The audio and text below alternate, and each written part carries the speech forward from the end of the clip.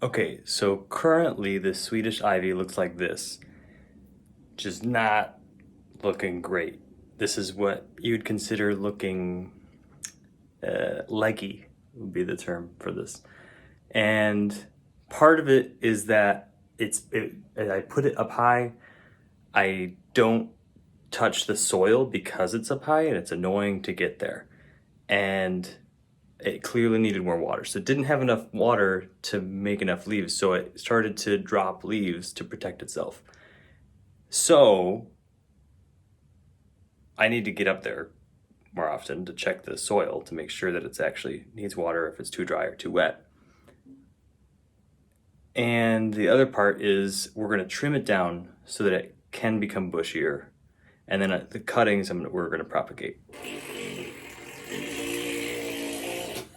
That's my wife.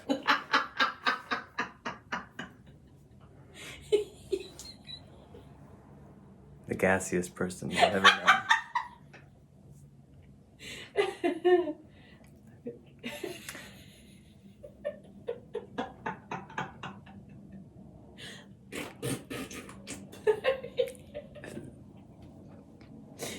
So sad.